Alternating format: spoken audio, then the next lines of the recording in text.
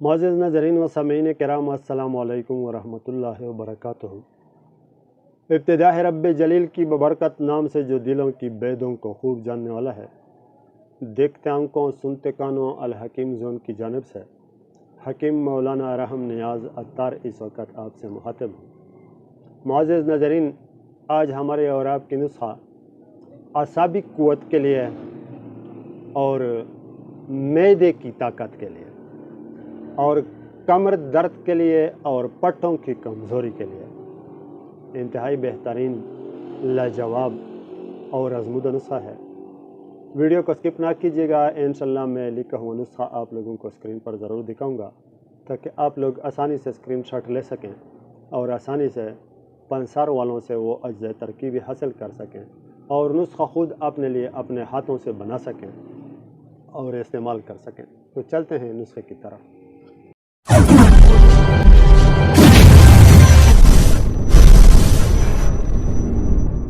मुअज़्ज़िज़ नाज़रीन, असाबी कमज़ोरी इंतहाई गंभीर मसला है। मैंने जिस मरीज़ को भी देखा है असाबी कमज़ोरी के मरीज़ को, लेकिन असाबी कमज़ोरी जब शिद्दत इख्तियार कर ले तो उसका पूरा जिस्म तकरीबन मफलूज होकर रह जाता है, किसी काम का नहीं रहता। उठने में उसको तकलीफ़ होती है, बैठने में उसको तकलीफ़ होती है, चलने में उसको तकलीफ़ होती है, इसलिए कि इंसान के जिस्म में आसाब का एक इंतहाई अहम किरदार है। तो मुअज़्ज़िज़ नाज़रीन, असाबी कमज़ोरी इंतहाई अज़ियतनाक बीमारी है। और दूसरी बीमारी जो मैदे की कमज़ोरी है, जो इसी नुस्खे के साथ इंशाल्लाह ठीक हो जाएगी। मैदे की कमज़ोरी भी इंतहाई अज़ियतनाक है, इसलिए कि जब मैदा कमज़ोर हो तो खाना सही तरीके से हज़म नहीं होता, भूख सही तरीके से नहीं लगती और खाने में जितने मुफीद अज्ज़ा इंसान के जिस्म में चले जाते हैं वो सारे मुफीद अज्ज़ा मैदा उन खानों से निकालती नहीं और जिस्म में एडजस्ट नहीं करती। तो इस वजह से मैदे की कमज़ोरी भी एक इंतहाई अज़ियतनाक बीमारी है। और दर्द कमर यानी कमर का दर्द, ये तो अगर देखा जाए तो मैंने बहुत से ऐसे मरीज़ों को देखा है जो कि दो बंदों के सहारों से चलते हैं कमर दर्द की वजह से। हद तक कि ऐसे मरीज़ों को भी देखा है जो कि 3 बंदों के सहारे से चलते हैं कमर दर्द की वजह से। कभी कभी मेरे पास ऐसे मरीज़ आते हैं कि जब वो गाड़ी से उतरने लगते हैं कमर दर्द वाले मरीज़, तो वो 2 बंदों या 3 बंदों के सहारे से उतरते हैं और यही इन्हीं 2-3 बंदों के सहारे से मेरे पास आकर बैठ जाते हैं। और पट्टों की कमज़ोरी में तो सबसे पहले ये बात है कि इस मरीज़ को सूरत इंजाल हो जाती है, सूरत इंजाल इसको होने लगती है और इस पहले हमले से उसकी ज़िंदगी तकरीबन आधी तक मफलूज होकर रह जाती है। उसके बाद आहिस्ता आहिस्ता जहाँ जहाँ पर पट्टे इंसान के जिस्म में जहाँ जहाँ पर ज़्यादा कमज़ोर होने लगते हैं, वहाँ वहाँ पर या तो दर्द शुरू होने लगती है या और मुख्तलिफ़ किस्म के अवारज़ात शुरू हो जाते हैं, जिसकी वजह से मरीज़ इंतहाई परेशान हो जाता है। तो मुअज़्ज़िज़ नाज़रीन, ये आज का नुस्खा जो कि तकरीबन 2 अज्ज़ा हैं लेकिन 100% रिज़ल्टेबल है, मैं दावे से कहता हूँ कि इसको साल हर साल मैंने अपने मरीज़ों पर आजमाया है और 100% रिज़ल्ट इसका आता है।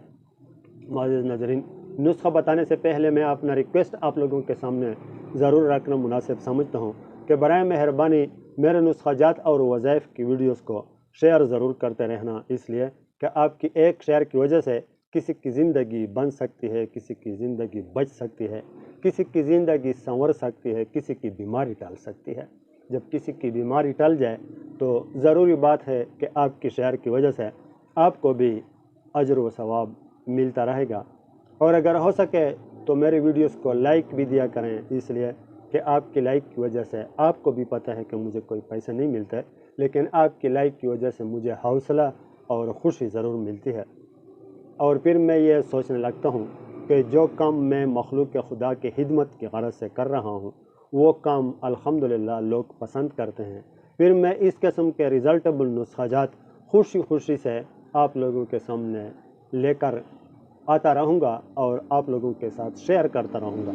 تو معزز ناظرین، نسخہ پیش خدمت ہے مستگی رومی خالص۔ یہ کوشش کریں کہ اس کو خالص کہیں سے پیدا کرنا ہے۔ مستگی رومی خالص 4 تولہ لینا ہے، 4 تولہ، اور پھر اس کو باریک پیسنا ہے، اتنا باریک پیسنا ہے کہ مثل غبار بنانا ہے، کرل کرنا ہے۔ اس کے بعد اس مستگی رومی کو 1 پاؤ روغن کنجد خالص میں ڈالنا ہے۔ 1 پاؤ روغن کنجد خالص کا مطلب کہ خود دیسی طریقے سے نکالا گیا ہو۔